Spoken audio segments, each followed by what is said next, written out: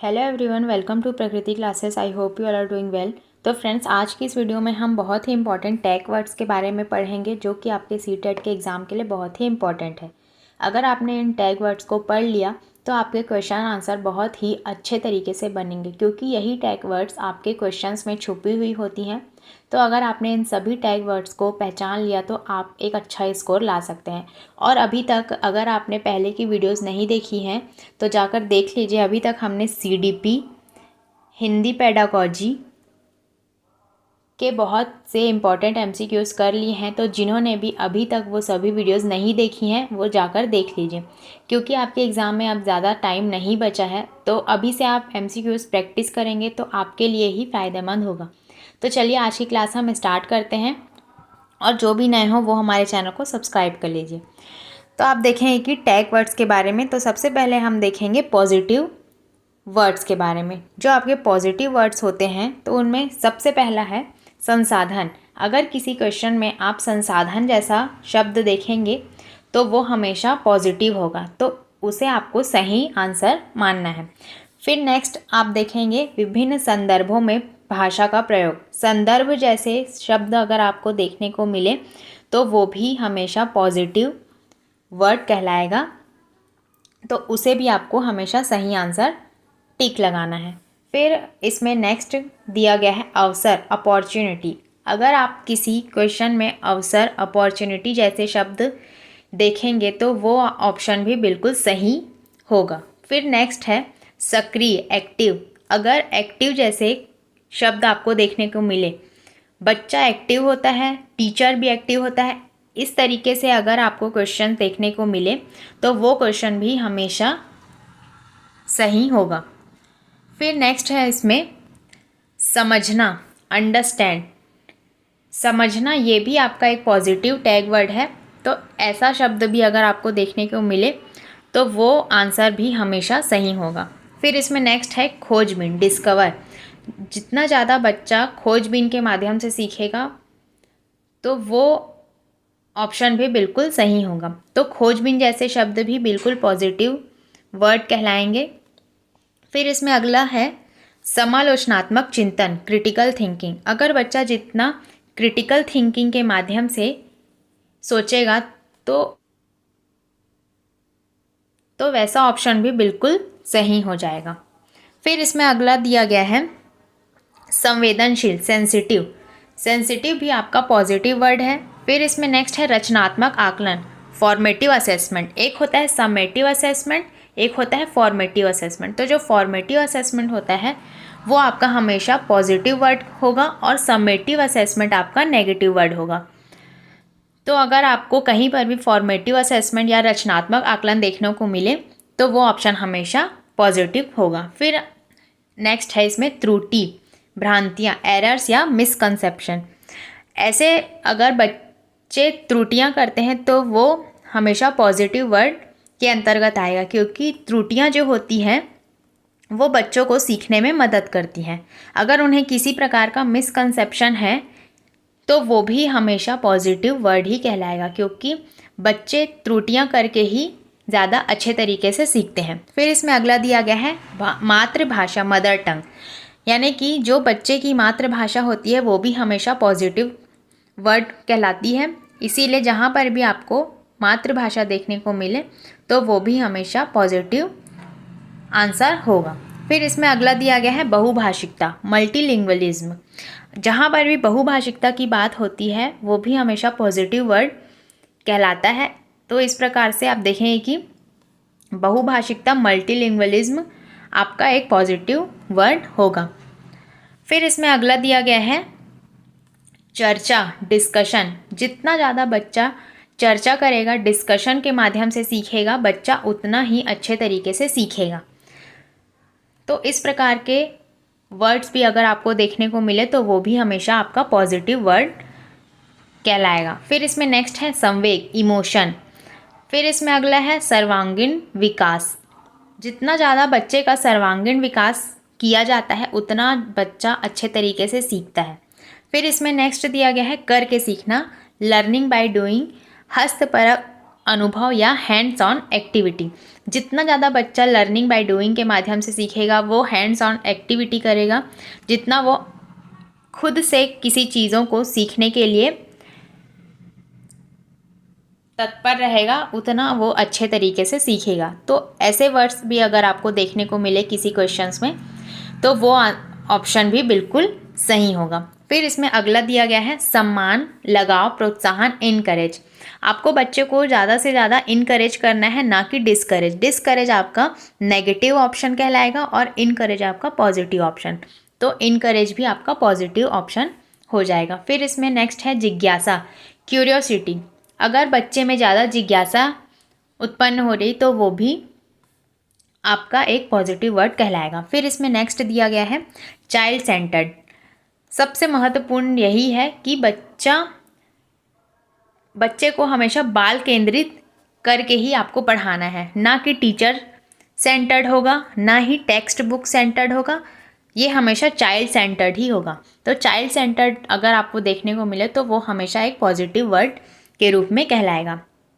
फिर इसमें अगला है व्यवहारिक कुशलता, वास्तविक दैनिक जीवन से जोड़ना। जितना ज़्यादा आप बच्चों को उनके दैनिक जीवन से जोड़कर किसी चीज़ों को पढ़ाएंगे तो बच्चा ज़्यादा अच्छे तरीके से सीखेगा। फिर इसमें अगला दिया गया है लोकतांत्रिक, डेमोक्रेटिक, प्रजातांत्रिक वातावरण। फिर इसमें नेक्स्ट दिया गया है समावेशी शिक्षा। समावेशी शिक्षा में आप देखें कि इसमें दिव्यांग बच्चे और आपके सामान्य बच्चे दोनों को एक साथ एक प्रकार की शिक्षा दी जाती है, इसीलिए इसे समावेशी शिक्षा के अंतर्गत रखा जाता है। फिर इसमें नेक्स्ट है दृश्य और श्रव्य सामग्री, audio visual aids. Audio visual aids के द्वारा भी अगर आप बच्चों को पढ़ाएंगे तो बच्चे ज़्यादा अच्छे तरीके से सीखेंगे। तो ये सभी वर्ड्स आपके पॉजिटिव वर्ड्स कहलाते हैं। अगर इस प्रकार के आपको वर्ड्स क्वेश्चंस में देखने को मिले तो ये आपका 99% सही आंसर होगा। तो आप इन सभी पॉजिटिव वर्ड्स को याद रख लीजिए, क्योंकि ये आपके एग्ज़ाम के लिए बहुत ही काम आने वाले हैं। फिर हम देखते हैं अगला अब नेगेटिव वर्ड्स। अब हमने देख लिया इससे पहले कि पॉजिटिव वर्ड्स क्या क्या होते हैं, अब हम देखेंगे कि नेगेटिव वर्ड्स क्या होते हैं। तो नेगेटिव वर्ड्स में आप देखेंगे सबसे पहला होता है निष्क्रिय। निष्क्रिय जो होता है पैसिव। एक होता है उसमें सक्रिय, एक्टिव। एक्टिव जो है आपका पॉजिटिव है, और निष्क्रिय पैसिव। नाम से ही समझ आ रहा है कि निष्क्रिय मतलब पैसिव, तो ये हमेशा आपका नेगेटिव वर्ड के अंतर्गत आएगा। और जो सक्रिय एक्टिव है वो हमेशा आपका पॉजिटिव के अंतर्गत आएगा। फिर इसमें नेक्स्ट दिया गया है रोजगार, व्यावसायिक, उच्च ग्रेड की शिक्षा। अगर आप ग्रेड या रोजगार ऐसे शब्दों का उपयोग करेंगे तो वो हमेशा नेगेटिव वर्ड के अंतर्गत आएगा। ये ऑप्शन हमेशा आपका गलत होगा। आपको किसी भी बच्चों को ग्रेड नहीं देना है। इस प्रकार के वाक्य हमेशा आपके नेगेटिव होंगे। फिर इसमें नेक्स्ट दिया गया है तकनीकी, वैज्ञानिक शब्दावली, सीमित। किसी भी बच्चे को आपको सीमित नहीं रखना है। फिर इसमें नेक्स्ट दिया गया है व्याख्या, लेक्चर, व्याख्यान, परिभाषा या डेफिनेशन। जो व्याख्यान विधि होती है वो हमेशा आपकी नेगेटिव कहलाती है। तो ये ऑप्शन भी बिल्कुल हमेशा आपका गलत ही माना जाएगा। फिर इसमें मानकीकृत है। मानकीकृत, स्टैंडर्डाइज्ड, ये हमेशा आपके क्वेश्चन में पूछा जाता है। तो इस प्रकार के अगर शब्द आपको देखने को मिले तो ये हमेशा नेगेटिव ऑप्शन के अंतर्गत आएगा। तो ऐसे ऑप्शन को आपको नहीं लेना है। फिर है ड्रिल एंड प्रैक्टिस, वेधन और अभ्यास। ड्रिल एंड प्रैक्टिस भी आपका नेगेटिव के अंतर्गत आएगा, तो इसे भी आपको नहीं लेना। फिर है कलन विधि। ये कलन विधि है।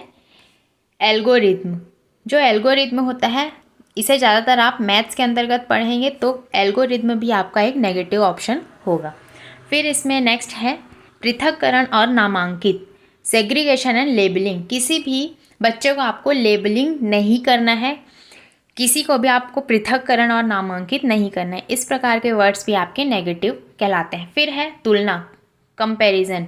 किसी भी बच्चे को आपको तुलना करके नहीं पढ़ाना है। फिर है योगात्मक आकलन। इससे पहले पॉजिटिव वर्ड्स में हमने देखा था कि फॉर्मेटिव असेसमेंट, तो फॉर्मेटिव असेसमेंट हमेशा आपका पॉजिटिव के अंतर्गत आएगा। और ये होता है समेटिव असेसमेंट। समेटिव असेसमेंट आपके नेगेटिव वर्ड्स के अंतर्गत आएगा। तो जो भी अगर समेटिव असेसमेंट दिया गया हो किसी क्वेश्चन के में, तो वो ऑप्शन हमेशा गलत होगा। फिर इसमें नेक्स्ट है उपेक्षा, इग्नोर। इग्नोर किसी भी बच्चे को आपको नहीं करना है। फिर अनुशासन, डिसिप्लिन, डिसिप्लिन के अंतर्गत आपको किसी भी बच्चों को नहीं रखना है। फिर इसमें नेक्स्ट है नियंत्रण, कंट्रोल। कंट्रोल आपको किसी भी बच्चों को नहीं करना है, केवल मात्र सिर्फ ओनली। अगर ऐसे शब्द आपको किसी क्वेश्चन में देखने को मिले, ये बहुत ही ज़्यादा देखने को मिलते हैं सीटेट के एग्ज़ाम में, तो ऐसे शब्द अगर आपको देखने को मिले तो वो ऑप्शन भी हमेशा गलत होता है। फिर इसमें नेक्स्ट है रटना, याद करना, मेमोराइज, कंठस्थ करना या रोट लर्निंग। तो इस प्रकार के अगर शब्द आपको देखने को मिले तो वो ऑप्शन भी हमेशा आपका गलत ही माना जाएगा। फिर इसमें नेक्स्ट है दंड, पनिशमेंट, सजा, समस्या, बोझ सहित, डिस्करेज, फियर। ऊपर हमने देखा था कि उसमें इनकरेज दिया गया था, वो हमेशा आपका पॉजिटिव के अंतर्गत आएगा, और एक होता है डिस्करेज, डिस्करेज हमेशा आपके नेगेटिव वर्ड के अंतर्गत आएगा। फिर इसमें अगला है टेक्स्ट बुक टीचर सेंटर्ड। इसके पहले हमने देखा था कि चाइल्ड सेंटर्ड, तो चाइल्ड सेंटर्ड हमेशा आपका पॉजिटिव वर्ड कहलाता है, और टीचर सेंटर्ड, टेक्स्ट बुक, पुस्तक केंद्रित या शिक्षक केंद्रित, ये शब्द हमेशा आपके नेगेटिव वर्ड के अंतर्गत आएंगे। तो इस प्रकार के वर्ड्स को आपको ध्यान में रखना है कि कौन सा नेगेटिव है और कौन सा पॉजिटिव है। फिर इसमें अगला दिया गया है खाली स्लेट, कोरी पट्टियाँ या ब्लैंक पेपर। किसी भी बच्चों को आपको ब्लैंक पेपर के अंतर्गत नहीं लेना है, क्योंकि बच्चे हमेशा अपने साथ ज्ञान लेकर आते हैं, तो आपको उन्हें खाली स्लेट या ब्लैंक पेपर या कोरी पट्टियाँ नहीं मानना है। बच्चे हमेशा एक अच्छा ज्ञान लेकर स्कूल में आते हैं, तो इसीलिए आपको उन्हें खाली स्लेट नहीं मानना है। फिर इसमें नेक्स्ट है लैंगिक असमानता, आपको लैंगिक असमानता नहीं करनी है। फिर बच्चों के विचार, मातृभाषा त्रुटियों को महत्व न देना, इस प्रकार के चीज़ें आपको अवॉइड करनी है, क्योंकि बच्चों के विचार, उनकी मातृभाषा और उनकी त्रुटियां को बहुत ही महत्व देना होता है। तो इसमें न देना ये लिखा है, इसीलिए ये नेगेटिव के अंतर्गत आएगा। तो ऐसे ऑप्शन अगर आपको देखने को मिले तो वो हमेशा गलत होगा। तो आप देखेंगे कि ये हो गया हमारा नेगेटिव एंड पॉजिटिव वर्ड्स। तो आप देख सकते हैं कि अगर आपने इस प्रकार के पॉजिटिव और नेगेटिव वर्ड्स को अच्छे से पढ़ लिया तो आप एग्ज़ाम में एक अच्छा स्कोर ला सकते हैं। अगर आपको इसी प्रकार से इन्फॉर्मेटिव वीडियोस चाहिए तो आप हमारे चैनल से जुड़े रहिए, और इससे पहले की वीडियोस भी आप जाकर हमारे प्लेलिस्ट से देख सकते हैं। ऐसे ही आपको यहाँ इम्पोर्टेंट वीडियोस देखने को मिलती रहेंगी। तो जो भी नए हों वो हमारे चैनल से जुड़ जाइए, चैनल को सब्सक्राइब कर लीजिए। अगर वीडियो आपको पसंद आई हो तो वीडियो को लाइक एंड शेयर करना ना भूलिए। तो मिलते हैं ऐसे ही नेक्स्ट वीडियो में, तब तक के लिए thank you and take care.